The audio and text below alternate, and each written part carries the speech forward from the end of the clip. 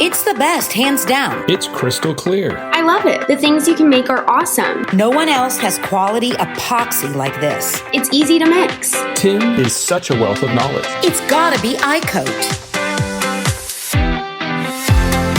Welcome to the Resin Mastery podcast, exploring iCoat Epoxy.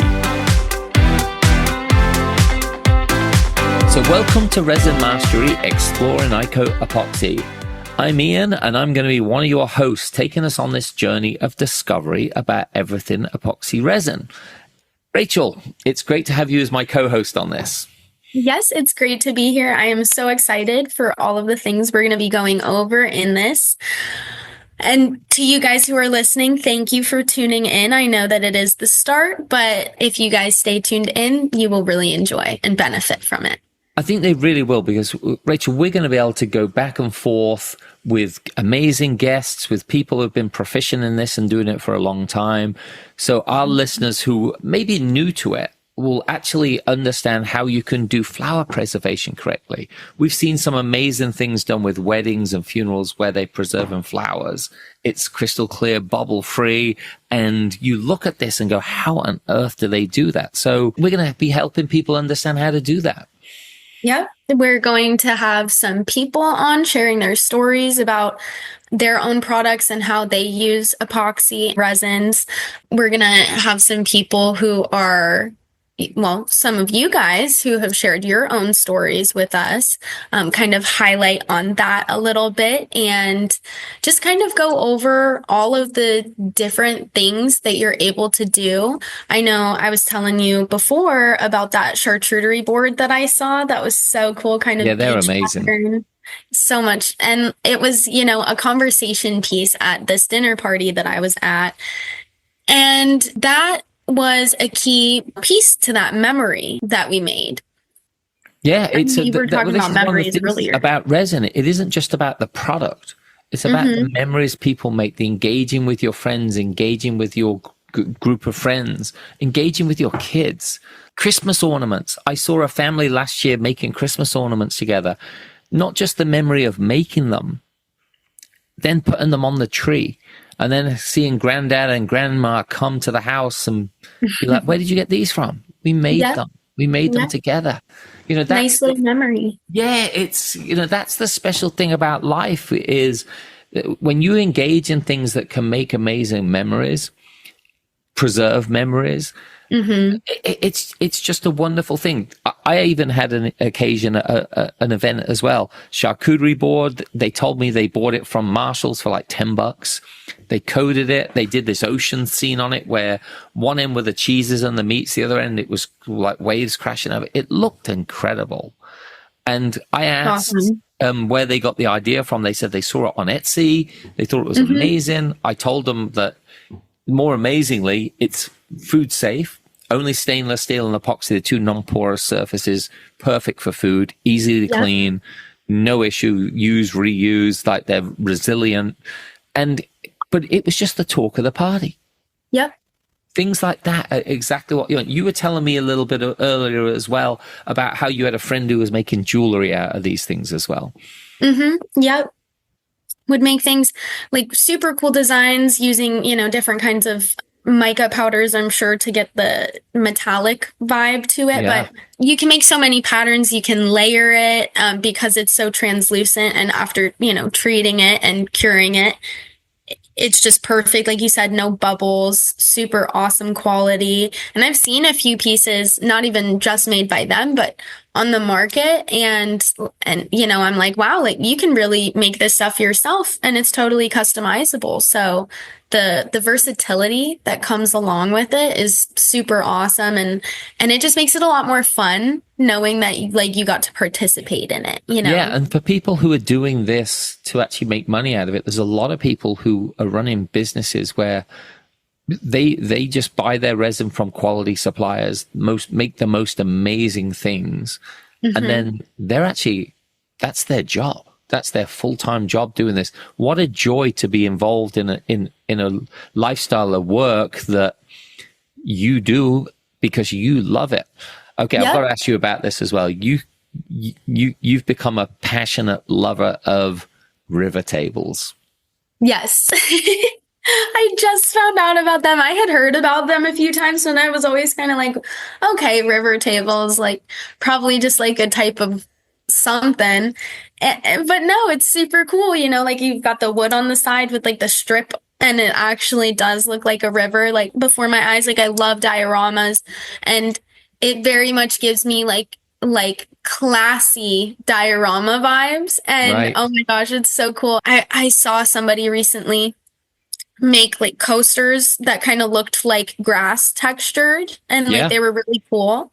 And you could totally put that like on a river table and like make it like all come together to be like a little setup. But yeah, just super cool. The river tables, you can do them in so many different colors, like with the water. I've seen like dark, I've seen light. I've seen like, you know, different types of wood with it as well. Don't have to worry about putting cups on it either. Not at all, right. Mm-hmm. Yeah, and those river tables, the majesty of those, especially when you see something that's maybe 6 foot by 10 foot and you think, how on earth did they make that? You know, that's a big commitment, but it's a big return on the love you have for it as well, and the comments you get. And there are companies out there who that's what they do, is they make and sell those things, and they fetch a high price because they use an amazingly like old wood that's been correctly cut just to the right specs. It's got the amazing God grooves in it of how it's aged and in some areas rotted, and it's been, yeah, like you said, it's been sealed, and then they put color in it, and then they epoxy coat it with a casting epoxy, and it just looks fantastic. So many things. We're also going to interview some amazing people. We've got people who are involved in big companies who will be interviewing. If you're out there and you're a company who wants to be spotlit on the show, reach out to us as well. Subscribe to the show. We always want to hear from our listeners as well. You can hear the podcast on any of the outlets, Spotify, Apple, Amazon, iHeart, across the board. We're also going to have tips and tricks. You'll be able to learn how certain things are done, best practices, how to handle resin, how to clean up properly, also how to sell it, the distribution channels, how to, if that's something you want to do as well. Now, we've also got coming up Thanksgiving, Christmas, New Year. So we'll do some special episodes for that as well, because it's always good to recognize holidays. And then you've obviously got this 365 days a year calendar where it's like National whatever day, right? Yeah. There's probably a National Epoxy Day out there somewhere, but it's like whatever. Yeah, I'm sure there is actually. Let me see. Or a national like charcuterie board day, you know. So on days, things like that, we'll dive deep into those things. Are you laughing because there is one? It's November 6th. No. We just missed it. No. It's what's it called? National Epoxy Day is celebrated on November 6th. Each year, it's a dedicated day to appreciating the uses and innovations of epoxy and various applications, from arts to crafts to construction. I can't believe we missed it. You know, I don't know if you guys celebrated it. I didn't even know until until today. But hopefully you guys did celebrate National Epoxy Day. It was on November 6th. So even though we missed it here, I hope that you guys got to celebrate. And if you just so happen to go ahead and use some resin or epoxy on that day, good on you for celebrating it to the best of your ability. I want to know, Rachel, what people do for National Epoxy Day. Is that a day you make something? Is that do people get online and talk about it? That's amazing. Like you think there's this 365 day a year calendar for everything. There's actually a National Epoxy Day on November 6th. Yeah, it's a day completely dedicated to the applications and various different uses that resin has, from art to crafts to construction, lots of different things. And I honestly think that that's super cool, because there's a day for everything, but that is going to be a day that I know a lot of people who, have their own businesses or just enjoy crafting are going to be wanting to celebrate. So I think we're going to have to plan for National Epoxy Day 2025 is we're going to have to do some kind of big giveaway for our listeners. So start subscribing so you can be part of that giveaway. And when National Epoxy Day comes, we'll have some big things leading up to that we'll give you the links for in upcoming episodes. And there's a bunch of tips and tricks and best practices and ways to use it properly and safely we've got, and we'll point you to those within the upcoming episodes as well. We'll also put information in the show notes so you can actually find out more about how to prepare, how to clean up, how to do all the different things that you want to do with them. So this is going to be a great journey, Rachel. We're going to interview some really amazing artists, some amazing women, especially who are engaged in the flower preservation industry. They dominate it. And I know you were talking earlier about a wedding bouquet that you've seen encased, crystal clear, bubble free. And it's just the sort of thing that will be a memory that will last for a long time. I actually saw in a house once a coin table where they actually had all these coins laid out and they'd poured the epoxy over the top of it and it sealed that into that table. And that was really fantastic to see. Yeah. So the ideas are massive. We'd love to hear from you, our listeners, about different things you think we should cover on the show as well, and maybe even some special guests that we can get on. We've actually already got some amazing guests lined up who both deal in flower preservation, in river tables, in strategy, in ornaments, in tumblers. The list goes on. It's pretty amazing. And the greatest takeaway, and you and I were talking about this at the start of the show, Rachel, is the memories it makes. The way it brings families together and people together to just engage in a really good time in actually making different stuff. This is for all ages. Like, Rachel's a lot younger than I am. I'm a little more longer in the tooth actually doing this. So this is something that all age groups can do as well. Yeah. I've done it with my kids. I'm sure you've done it with your friends as well, Rachel, it's like making different things. It's not difficult. It's easy to do. It's fun. And we're just going to have fun taking our listeners on this journey and introducing them to become proficient and master the art of working with resin. Oh, yeah. And I'm so excited. Honestly, I can't wait to hear back from you guys about, like, first of all, what you think about, the subject matter, but also joining in on the conversation, asking us questions, and giving us some of your own tips and tricks.